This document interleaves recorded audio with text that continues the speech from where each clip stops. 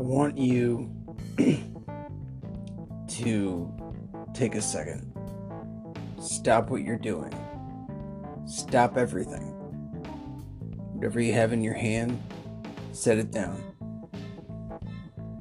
If you're standing up, sit. Just give yourself just a moment to sit down and relax and put everything down and to the side.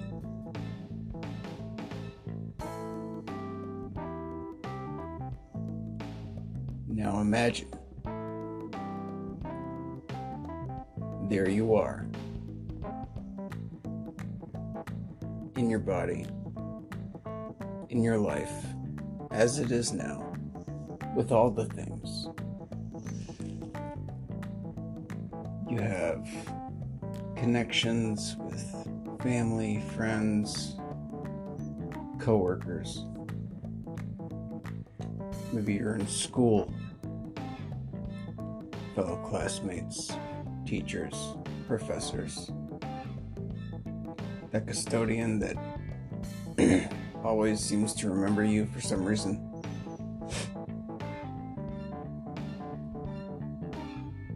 Now, you know how you go through your day focusing on, the basic responsibilities that any one of us would have, hygiene, daily maintenance with home life, pets, children, perhaps, watering the plants, checking the mail. You go through your emails, see if anybody liked that picture you posted on Facebook last night. Set out to work. Maybe you go visit a relative. Maybe you zoom into your job. Maybe you are going to be opening up a support group. Who knows? But there's something ahead of you, right? No matter what you're doing, where you're at, as you sit there now, you know that there's something ahead of you. There's something that you're urged to do. Something calling to you. You have to get to. Sort of like it's almost as if you're in a constant state of leaning forward. So, as if you don't pick up your feet one by one, you would just fall on your face. So you pick up your feet in order to maintain momentum, and then we call that walking. Moving forward. Forward. Isn't that our state motto in Wisconsin, I think? Yeah. Forward. I went and then I pointed. So to suggest Sally forth. Excuse me. It's just I'm imagining that statue that got ripped down last year. I've always wondered if that was actually on top of the Capitol at one point. I don't know. Anyway, so yeah, we're always, obviously this is not a new concept. Whoa, mind blown. Holy shit, Pat's talking about people having an agenda. That's not what I'm getting at. Obviously, Western society for a long time has been set on very determined clock, and being punctual is next to perfection and whatever. I'm far from that. I'm like the most late person ever. My mom always says that I run on Kempfer time. Apparently it's a family trait that I picked up from my father. It's genetic. I call it Pat time. I think it's, I don't know, I always felt like it was more singularly associated to me. But yeah, I am perpetually late. My friend Brendan would often say to my old boss at METC that, you know, if Pat says he's on time, he's late. But if Pat says he's late, start without him. I like that. So this idea though that, like, you know, there's always something we're pursuing, that we're falling into, that we're chasing after, that we're running to, that we have to. Now, what if this is gonna sound crazy, what if one day you woke up, you looked around, and there was no plan?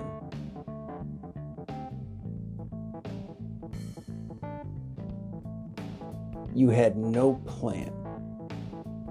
And I don't mean like, oh, you got the weekend off and you know, you haven't made any plans.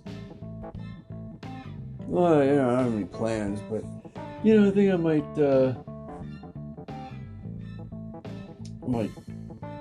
you know, clear out the, you know, that space in the basement so I can put my weight bench up and start exercising.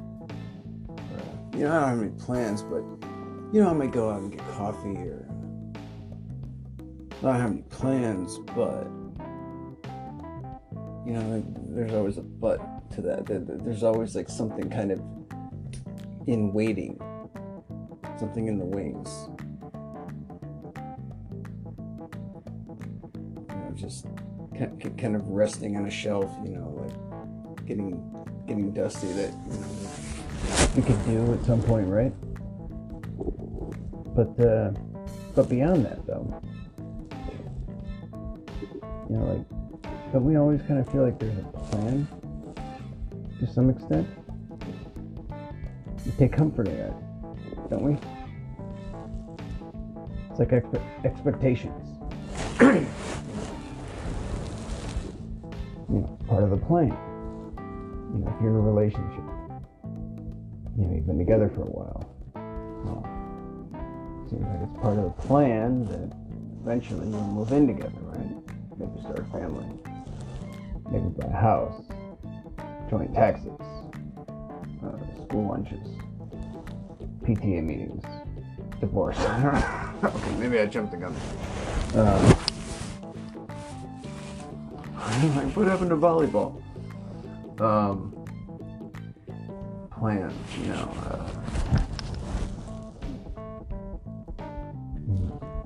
Go through school and high school and then college, and then, you know, get a degree, and get a job. You know, like, it's all part of the plan. Moving forward. There's always something to look forward to. Not like, oh, I'm really looking forward to that, but it's like, we always have this thing on the horizon, you know. But imagine if there was no plan. What if there was no plan for you? What if your plan was taken away? Think about it. Think about how your life and all the things that make up your life, all the things that it's filled with, the networking and the appointments, the coffee breaks, the Zoom meetings, the late night talk shows, the YouTube tutorials, your mom always pestering you to come over and have dinner, but I'm not really sure if it's the right time. All the little things that we kind of take for granted. It's all part of the plan. But imagine if that plan was taken from you. And you had no plan. There was no agenda. You had nowhere to go. No one waiting for you. No one anticipating your arrival. No one even really sure if you were alive or dead. Imagine for a moment that your life had no plan.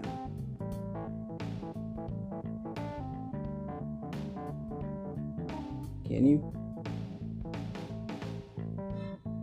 Can you experience that? Theoretical possibility that you could exist in a world and somehow not really be engaged with it, not be, in the cogs.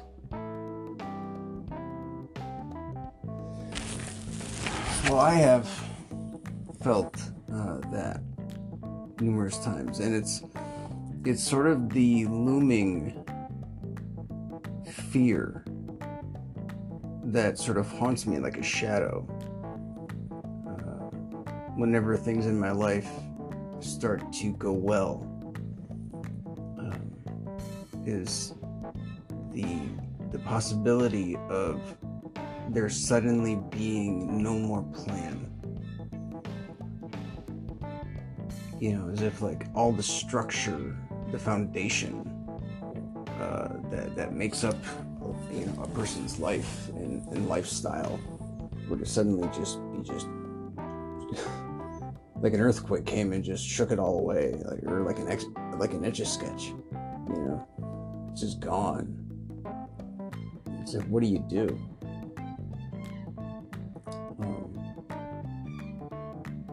It's interesting how quickly a life can completely be turned upside down and spiral into chaos and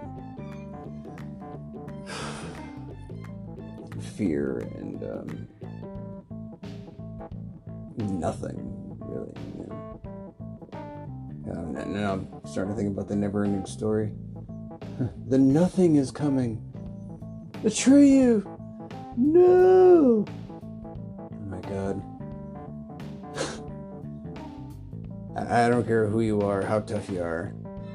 Anyone that grew up in my generation that watched the never-ending story cried when Atreyu's horse perished.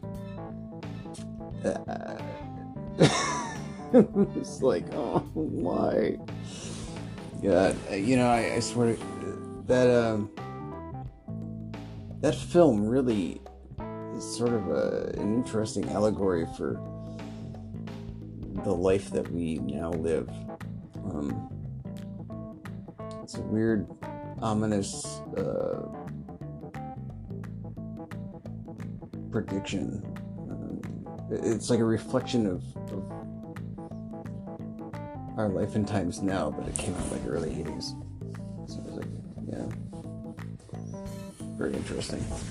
And what did Bastian do at the end of that?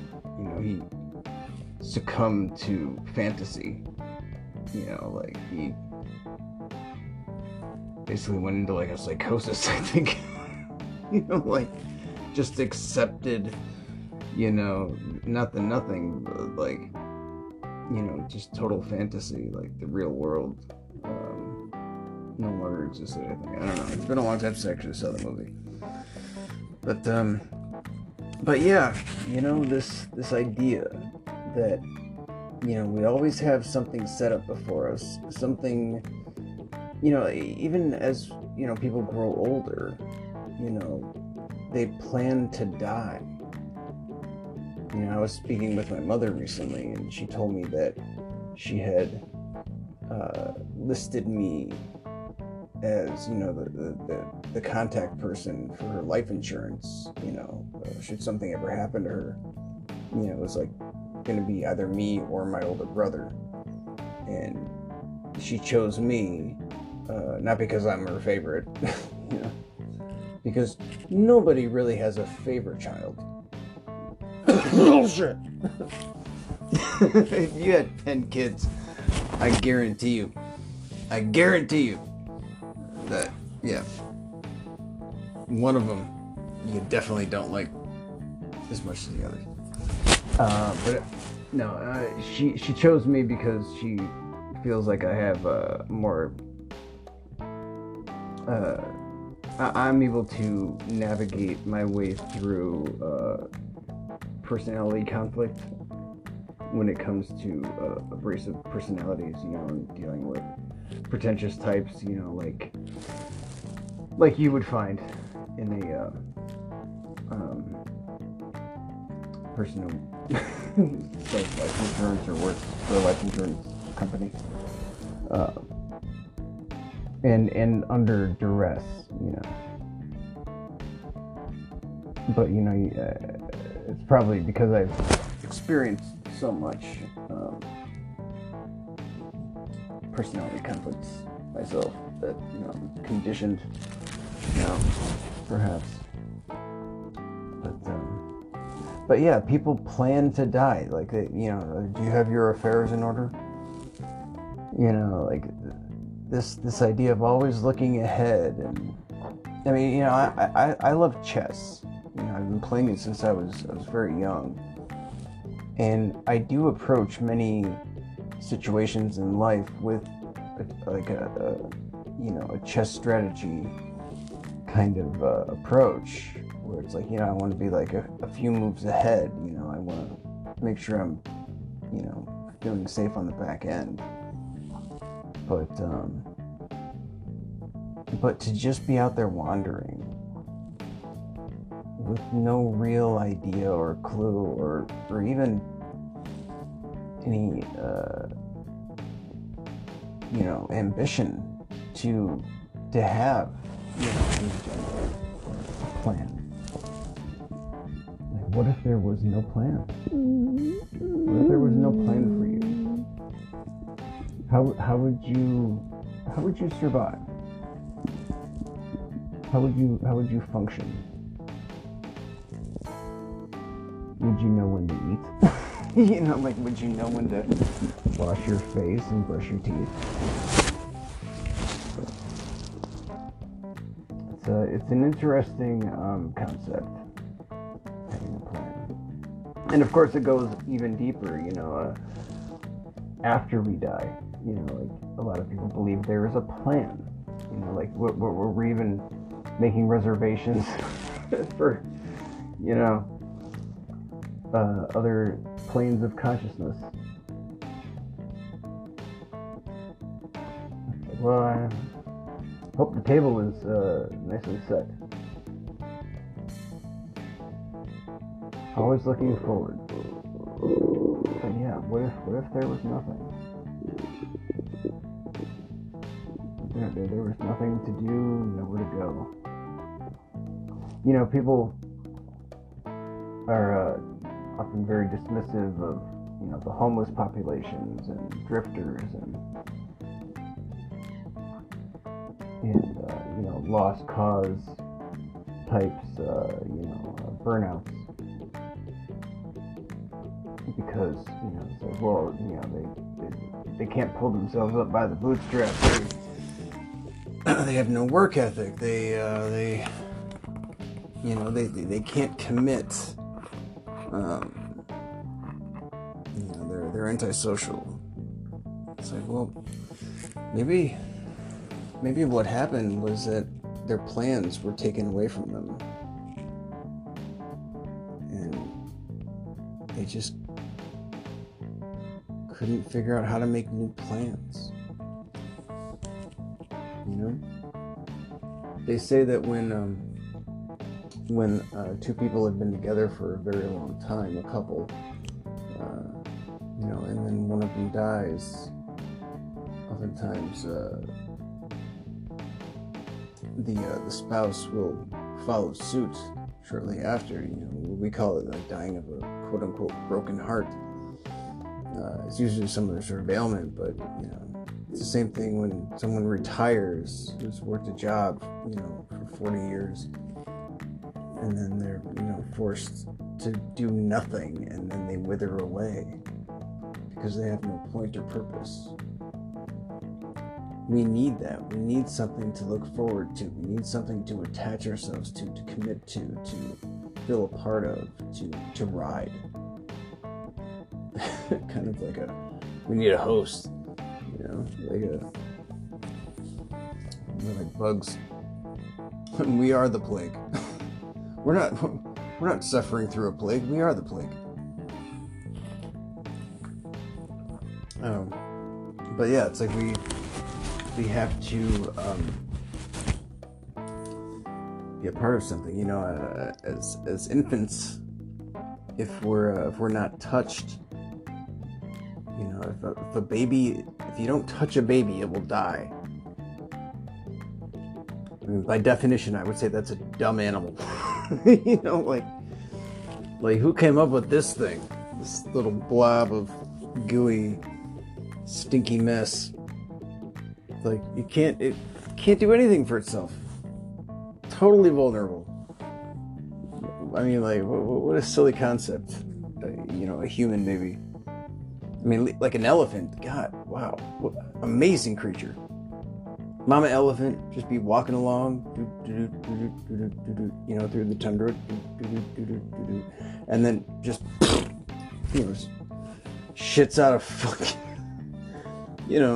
fully formed elephant that just kind of plops down, stands up, dusts off. Oh, like, hey, so we're going this way, and just starts walking. But a human baby, if you don't touch it, it will die as a dumb animal. Hell, if you just poke him, if you do touch him, then you don't poke him on the head. Rupture their brain.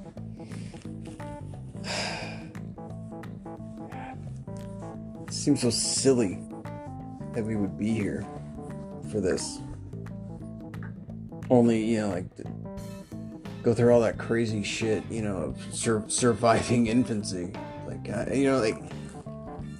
Really, I know a lot of people get all like, oh man, so-and-so's having a fucking birthday party for their 1-year-old. Like, they're gonna remember. It's funny when you think about it from your perspective, like whenever we look at like a kid's birthday party that isn't our kid, we're like, oh, I don't want to go to this kid's birthday party. Even if you have kids, you don't want to go to another kid's birthday party. But as a kid, like you'd go to like a kid's birthday party, but just to like play with his toys.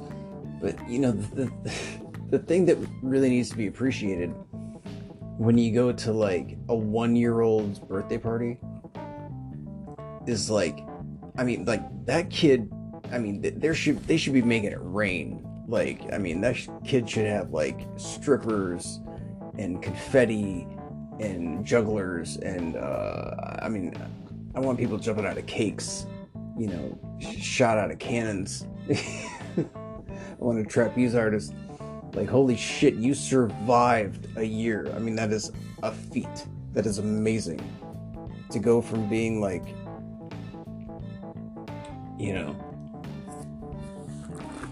a mess, a potential mess in somebody's balls, to surviving a whole year and costing $1 million. Well, it's pretty impressive.